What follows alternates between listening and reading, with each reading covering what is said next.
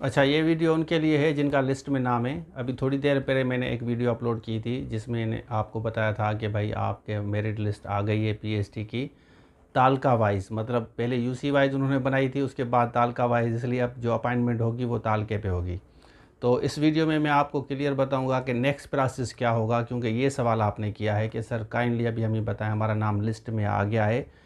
40 वाले स्पेशली बच्चे कह रहे हैं कि हमारा नाम लिस्ट में आ गया है, हमारा नेक्स्ट प्रोसेस अब क्या होगा वो मेहरबानी करके हमें जल्दी बताएं।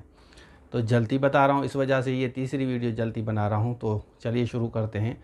और अगर आपने पहली वीडियो नहीं देखी जो मैंने अभी थोड़ी देर पहले अपलोड की थी, जिसमें आपको मैंने बताया कि लिस्ट कहाँ से डाउनलोड करनी है, वो वीडियो देख लें। उसकी मैं लिंक यहाँ पे डिस्क्रिप्शन में दे दूँगा, और बल्कि लिंक भी दे दूँगा जिससे आप अपनी डाउनलोड कर सकते हैं पीडीएफ फाइल जिसमें आपके नाम आए हैं। तो चलिए स्टार्ट करते हैं। अच्छा, तो अब मैसेज आप लोगों के लिए ये है कि जो डिस्ट्रिक्ट एजुकेशन ऑफिसर हैं उनको ये लिस्ट फॉरवर्ड होगी, बल्कि उनके पास कापी ऑलरेडी होगी। तो वो अब मेरिट लिस्ट बनाएंगे। मेरिट लिस्ट किस तरह बनेगी, क्योंकि अब वैकेंट मेरिट लिस्ट बनेगी। वैकेंट टोटल वैकेंसीज डिस्ट्रिक्ट में कितनी है, पूरे डिस्ट्रिक्ट में, मतलब तालका वाइज वैकेंसीज होंगी ना। इस तरह न्यू सखर है, सिटी सखर है, मीरपुर खास में जैसे टाउन है, हैदराबाद में टाउन्स हैं, सखर में हैं, कराची में हैं। तो इन टाउन्स की अलग अलग वैकेंसीज़ होती हैं। हर टाउन की, उसको तालका भी कहते हैं, तहसील भी कहते हैं और टाउन भी कहते हैं। अब इसमें आप कंफ्यूज मत होना। तो इनको, इनके 3 नाम है। जैसे एक बच्चे के नाम गुड्डू भी होता है, बबलू भी होता है, टॉमी भी होता है, तो उसको डिफरेंट नाम से बुलाया जाता है। इसी तरह हमारे यहाँ इसको तालका भी कहते हैं, टाउन भी कहते हैं और सिटी भी कहते हैं। तो अब आपकी जो मेरिट बनेगी, जितने बच्चे हैं, तो टॉप टू बॉटम आएगी। मैंने पहले भी काफ़ी वीडियोस में बताया। टॉप टू बॉटम का मकसद ये होता है कि 90 से, मतलब 80 है या 90, जितनी मार्क्स हैं टॉप की, वहाँ से शुरू होगा। तालके में जिनकी 80 है या 90 है या 99 है, वहाँ से फिर 98, 97, 94, 95, इसी तरह आपका बॉटम लाइन में आएंगे।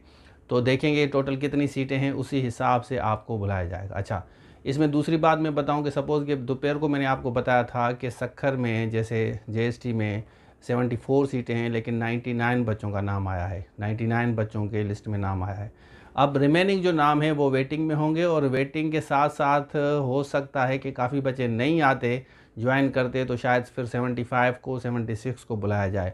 अच्छा, दूसरी बात मैं बताऊं कि पहले जो वेटिंग लिस्ट, अब अगर आपका नाम वेटिंग लिस्ट में आता है तो वेटिंग लिस्ट में एक मज़े की बात यह है कि पहले साल था, अब 2 साल हो गया, मतलब साल तक वेटिंग में होते और उसके बाद वो वेटिंग लिस्ट ख़त्म हो जाती। तो अब इस तरह नहीं है, अब 2 साल के लिए है। दूसरी बात यह है कि जितने भी पीएचडी ऑलरेडी जिन्होंने ज्वाइन किया है, क्योंकि उन्होंने ज्वाइन कर लिया ऑफ़र और ज्वाइनिंग भी उनको मिल गई है, वो बच्चे नेचुरली जेएसटी बनेंगे, क्योंकि उसमें से बल्क में ऐसे बच्चे हैं जो जेएसटी बने हैं।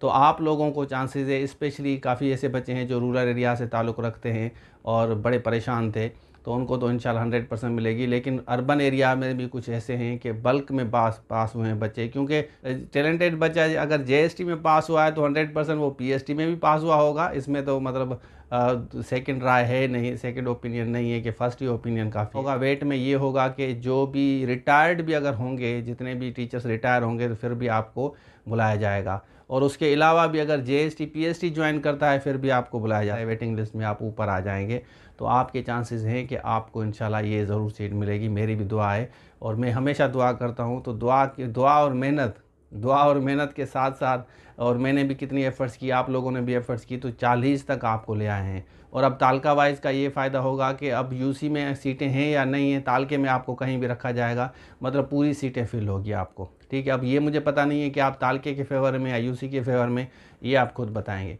अच्छा, उसके साथ साथ जो है दूसरी जो बात मैंने प्रीवियस 3 वीडियो में भी, हालांकि रिपीटेडली कह रहा हूँ, जो कोर्स के लिए बच्चे फ़ोन कर रहे हैं और फिर पूछ रहे हैं कि वो कोर्स किस तरह का है, किस तरह का। भाई कोर्स हमारा जनरल रिक्रूटमेंट का होता है। जनरल रिक्रूटमेंट पाकिस्तान में सिमिलर होती है। देखें, डिग्री आप कोई भी लें, कोई भी chemistry, physics, botany, zoology, masters आपने किया है, ग्रेजुएशन किया है, क्योंकि मल्टीपल जो एकेडमिक क्वालिफ़िकेशन होती है लोगों की। तो government of Sindh, government of Pakistan का मानना ये है कि हम जनरल रिक्रूटमेंट लें, जिसमें current affair, Pakistan, everyday science और जनरल नॉलेज और इंग्लिश, ये पोर्शन आपको दिए जाते हैं। तो हमने जो डिज़ाइन किया है, पीडीएफ नोट्स वगैरह मटेरियल जो है और वीडियोज़ है, उसी हिसाब से बना है जैसे आप लोग वो कोर्स लेने के बाद आराम से टेस्ट पास कर सकें। तो इस वजह से मैं रिपीटेडली कहता हूँ, स्पेशली उन बच्चों के लिए जो चैनल पे नए हैं, और मैंने आपको पहले भी कहा था कि डेली बेसिस पे बहुत से बच्चे आते हैं, उनके लिए ये मैसेज है कि भाई हमारा कोर्स आप ले सकते हैं और हमारे कोर्स से आपको ये फ़ायदा होगा कि आप वन टाइम वीडियोस भी देख लेंगे और पीडीएफ नोट्स मटेरियल आपके पास रहेगा। तो किसी भी जगह आप अप्लाई करेंगे, आई एम श्योर कि आप आराम से पास कर सकते हैं अगर आप मेहनत करेंगे। अगर आप मेहनत करने वाले नहीं हैं तो कोर्स का कोई फ़ायदा नहीं। अगर आप मेहनती हैं, आप वीडियोस भी देखेंगे, नोट्स भी नोट डाउन करते रहेंगे, आराम से अगर डेली भी 1 घंटा देते हैं और पाकिस्तान की कोई भी जनरल रिक्रूटमेंट की आप टेस्ट दें, इंशाल्लाह पास कर लेंगे। तो ये था आज के लिए। Thank you so much. Allah हाफ़िज़।